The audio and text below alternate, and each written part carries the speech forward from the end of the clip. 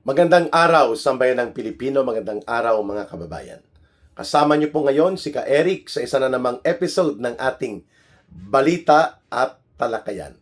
Mga kababayan, sa oras na ito ay marami po ang mga iba't ibang activities sa paligid ng Pilipinas. Lalo na po doon sa sentro, sa Metro Manila, sa pagsasagawa ng tinatawag na Independence Day Commemoration.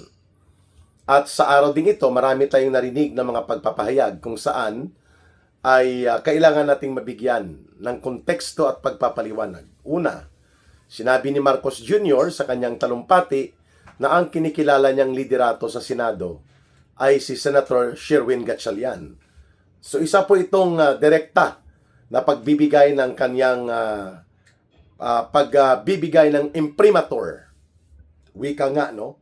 Nakilala niya at alam niya ang gusto niyang gawin, bagamat ito ay hindi sumasang-ayon sa katotohanan. Bakit? Nang mabuo po yung liderato na tinatawag ni Sherwin Gatchalian, 12 lang po sila. At wala po at hindi nakasaad sa konstitusyon na ang 12 ay majority o quorum nang naaayon sa aktual na bilang ng bumubuo sa mga senador ng Republika ng Pilipinas. There are 24 senators, mga kababayan, at hanggang sa kasalukuyan po, hindi pa nagbabago yan. So ang 24, ang majority niyan o ang quorum ay 13. 12 plus 1 para mangibabaw na ang pagbubuo ng desisyon ng Senado ay magiging legal and valid.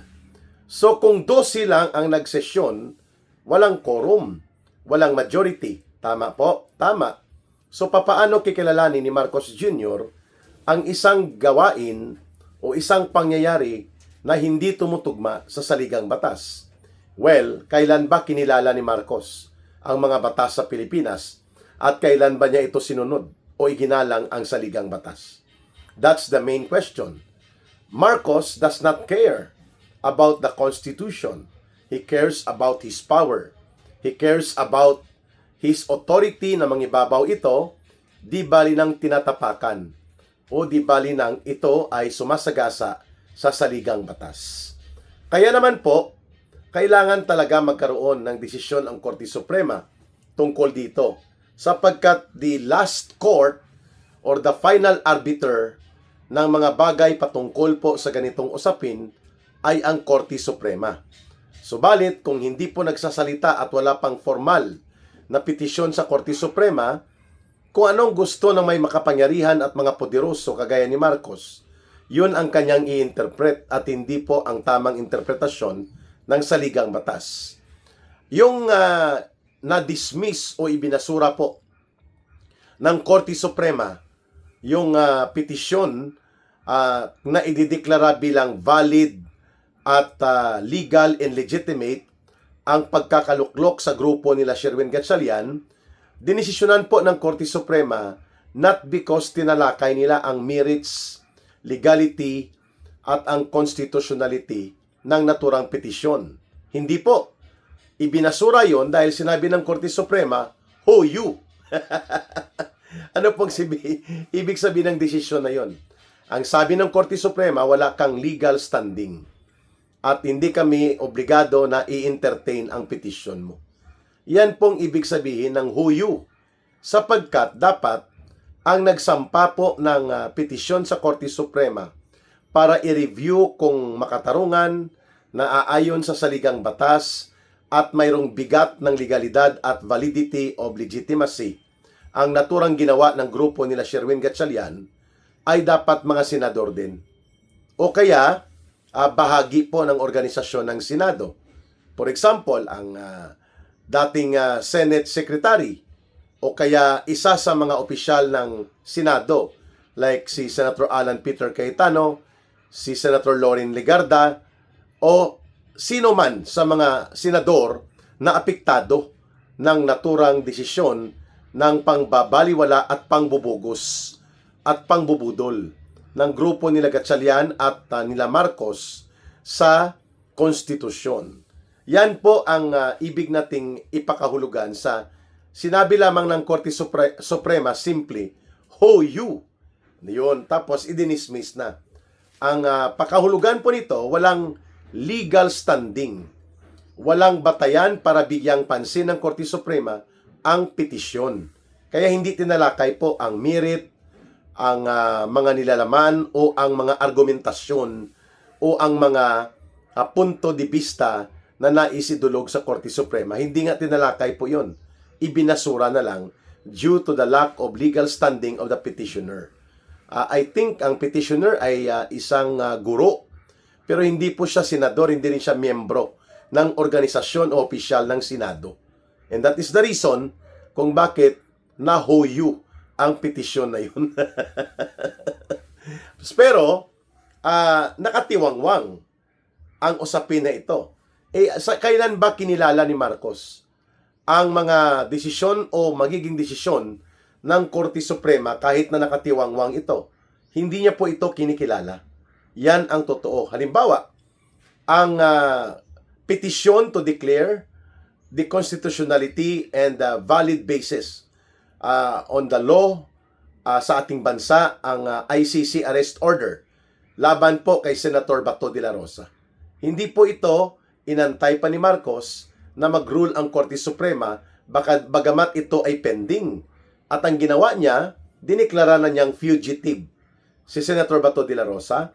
Pinalusob niya ang NBI at sila Trillanes. Nagkagulo, nagkaputukan, at ngayon pinapahunting ni Marcos sa buong kapulisan, no? Sabi ni John Vic Rimulya, mga mahigit 100,000 pulis sa buong Pilipinas ang naghahanap kay Senator Bato de la Rosa para sa isang bogus, questionable, nakakaduda at walang legal na batayang malinaw sa ating batayang batas at sa ligang batas at pati sa otoridad ng korte sa Pilipinas ang naturang arrest order, and yet Marcos is using it openly as his instrument para po sa kanyang pag-atake laban sa mga kaalyado na linyada sa alliance o political group ni former President Rodrigo Duterte.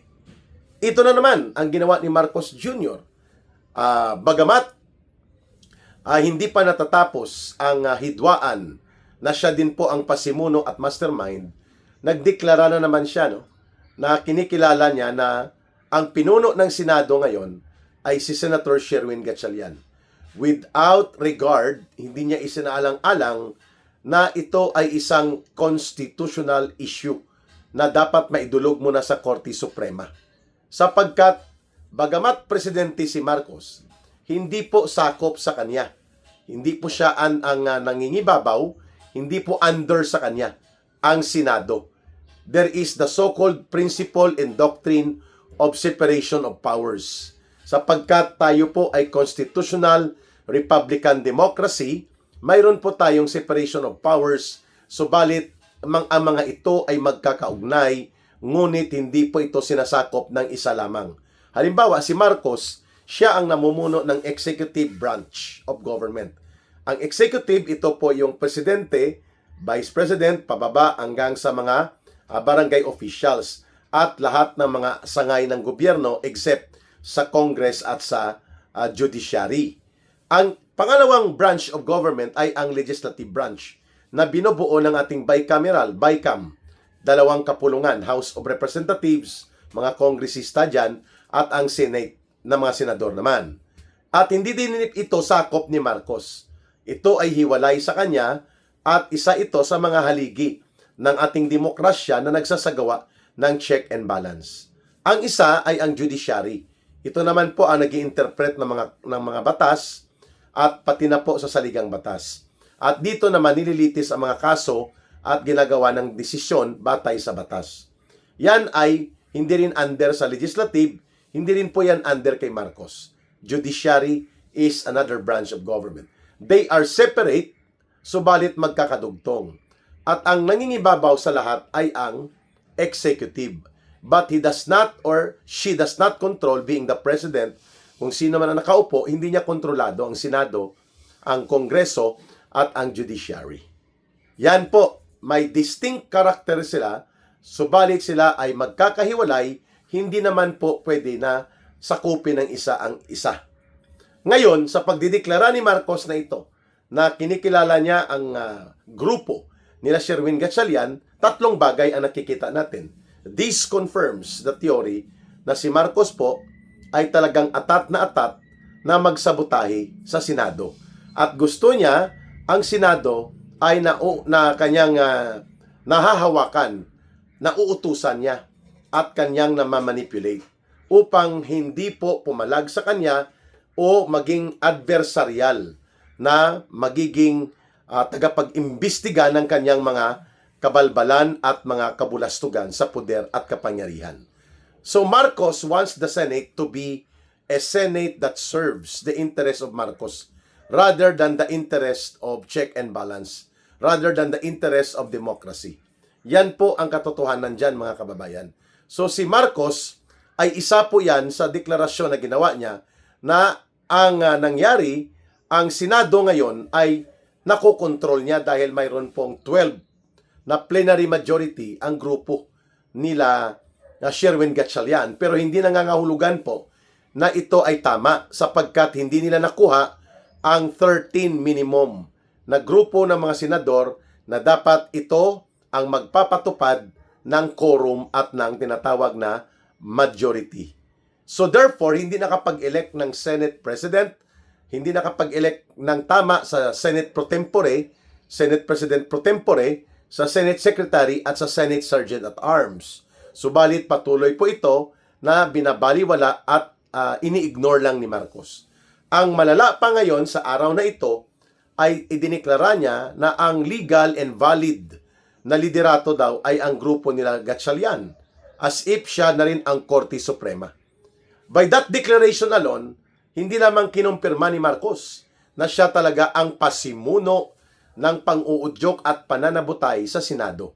Siya rin po ang gumagawa ng paraan para baluktutin ang batas. That's the second point. Just because he is the president, it does not grant or allow Marcos to interpret the law. Only the court can do that. Only the judiciary, as represented by the Supreme Court, can do that. So kung ganyan ang deklarasyon ni Marcos, nagpapakita ito na binabaluktot niya ang interpretasyon ng batas. Hindi rin siya abogado, tayo pa hindi rin abogado, pero malinaw ang mga nakasaad at nakasulat sa batas. That the majority in the quorum shall be composed from the majority of all the senators or of all members of both Congress. Ano pong ibig sabihin ng of all members ng Kongreso? Sa House of Representatives at sa Senado. Magkahiwalay, bicameral Hindi siya unicameral parliament. So therefore, if there are 24 senators, ang binabanggit ng linya sa batas, sa saligang batas, of all the senators, yun po ang tinutumbok. Dahil bagamat temporaryong nagtatago po si Senator Bato de la Rosa at temporaryong nakakulong ngayon si Senator Jinggoy Estrada, hindi pa po decided cases ang kanilang kalagayan. They have not been declared as removed from Congress. Hindi po sila natanggal sa Senado. Hindi rin po na-convict pa si Senator Bato de la Rosa or Senator Jinggoy Estrada sa anumang kasalanan with finality of conviction affirmed by the Supreme Court. Therefore, whatever circumstances that Senator Bato de la Rosa may have right now and Jinggoy Estrada, nananatili po na sila ay nasa loob pa ng sakop ng Senado at sila ay mga senador pa rin. Bagamat temporarily hindi sila nakakadalo sa mga physical o plenary actual plenary schedule, pero sila ay hindi nadeklara na hindi na mga senador. At sila ay nasasakupan pa sa teritoryo ng Pilipinas at ang kanilang posisyon bilang mga senador hindi pa declared vacant. So kung walang ganong deklarasyon at walang ganong interpretasyon, explicitly and categorically defined by a decision made by the Supreme Court, Marcos cannot interpret the Constitution. Kung anong nakasulat, yun po yun. That the majority shall be composed of all the majority of each houses. At ang majority po ng senador sa 24 na bilang ng mga senador na bumubuo at bumabalangkas sa ating Republika ng Pilipinas, we have 24 senators in our republic, in our country. The majority of that is 50% plus 1, which means 12 plus 1, 13. So how can Marcos now ignore that kind of very clear and very elementary and yet malinaw na nakasaad na linya sa konstitusyon that the majority shall be composed or shall be from the all members of each Congress or each houses. So therefore, malinaw na ang pagbabatayan dapat ng mathematical and arithmetic computation ay hindi kung sinong nandun sa loob ng kapulungan, kung hindi sino ang bumubuo at ilan ang bumubuo sa Senado ng mga senador. But right now, sa ginawang deklarasyon ni Marcos, binaluktot niya ang batas ayon sa kanyang convenient advantage. Ano pang ibig sabihin niyan? Dahil nadidiktahan niya at nagagamit niya ang 12 na mga hudas na senador na to. Kaya nga tinatawag na the Senate of Malacanang or the Senate of Marcos Jr. Sapagkat, instead na maging independent, instead na ang Senado ay malaya at mayroong integridad at hindi sunod-sunuran at nadidiktahan lamang ng presidente o sino mang mga nasa gobyerno, lumalabas ngayon na itong 12 hudas ay mga senador ni Marcos upang ipagtabon-tabon, pagtakpan at baluktutin nila ang katotohanan tungkol sa pagkakasangkot ni Marcos at nila Romualdez sa naghuhumiyaw na iskandalo ng 1.9 trillion pesos flood control scandal and the scandal of most disastrous and the worst plunder and corruption na nangyari sa ating bansa. Yan ang gusto niyang pagtakpan. And of course, secondary to that pero equally also as important sa una na binanggit ko ay ang paggamit sa Senado para dudurugin si Sara Duterte sakaling mag-proceed at magsimula na ang tinatawag po na impeachment court trial. Ayan. Pangatlo at panghuli na punto, kung bakit si Marcos ay dapat hindi nagbigay ng ganong pananaw sa nangyayari po sa Senado sapagkat siya po ang nagbibenepisyo. He is taking a convenient advantage and benefit from his own way of circumventing or self-serving interpretation of the law. Self-serving dahil sa kanya nakatuon sa kanya nakapabor, kaya niya ini-interpret ng ganon. And that should not be the case, mga kababayan. And for that matter, dapat po na punahin at tutulan natin itong lantaran at garapalan na pangingialam ni Marcos Jr. sa mga nangyayari sa loob ng Senado na ngayon ay nakokumpirma that indeed it was Marcos Jr., his wife na pakialamera kahit hindi elected at walang mandato sa taong bayan, na sila ang nagtatawag at nagbibigay ng undue pressure at mga panggigipit at mga pangbablackmail by way sa pananakot ng mga kaso kagaya ng ginawa laban kay Senator Jinggoy Estrada at yung duwag na si Senator Chis Escudero na tumawid at bumaliktad dahil sa pagkatakot na ito ay makukulong at magagaya sa nangyari kay Senator Jinggoy Estrada.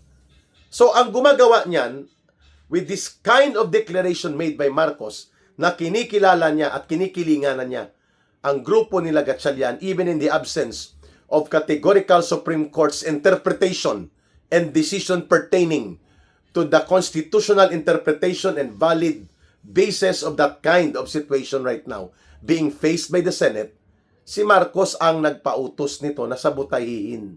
Huwag ituloy ang Senate Blue Ribbon Committee at tanggalan ng majority superiority of advantage ang grupo nila Senator Alan Peter Cayetano, Marcoleta, Legarda at mga kagrupo nila na nasa tinatawag dati na the Brave 13 Senators. Yan ang confirmation.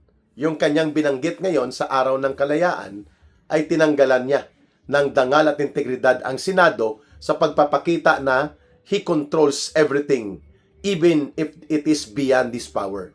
Ang pagkontrol sa Senado ay pagkontrol sa lalo pang kapangyarihan na gustong kamkamin ni Marcos upang manatili na protektado siya at hindi siya nailalantad o napapanagot sa batas sa kanilang mga pananagutan, kagaya ng kanilang pagkakasangkot bilang mga itinuturong mastermind di umano sa malakihan at iskandalusong the flood control scandal of the century na umabot sa 1.9 trillion pesos ang nanakaw na mga pera.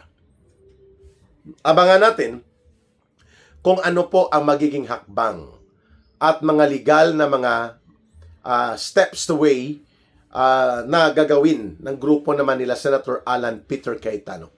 Right now, there are only 10 who can be physically present in the plenary. And 12 naman ang Dusi Judas na senador ni Marcos Jr. If there will be a session, together with them, 22 sila, matatalo sila sa butuhan sa motion, resolution, and decision at the plenary sapagkat the 12 Judas senators of Marcos ay superior ang numero nila ngayon sa natitirang 10 na mga senador na pinangungunahan po ni Senator Alan Peter Cayetano.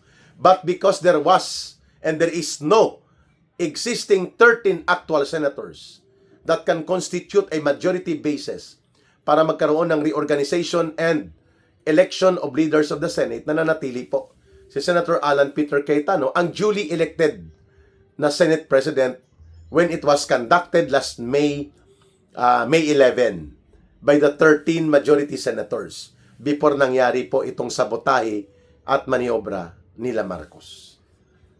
Huwag po tayong magsawa at huwag po tayong mapagod na subaybayan at sundan ang ating Ka-Eric Celis YouTube channel, ang ating mga balita at talakayan sa pagbibigay ng karagdagang kaalaman at mga matalas na pananaw sa mga pangyayari na nagaganap sa ating bayan, sa ating buong lipunan. Mahalin po natin ang bansang Pilipinas. Walang ibang magmamahal nito, kundi tayo ring mga Pilipino. Para sa Diyos at sa Pilipinas nating mahal, may God bless everyone. May Allah will be with those who are Muslim brothers and sisters. Muli, maraming salamat. Bye for now. Ito po si Ka-Eric. Mabuhay!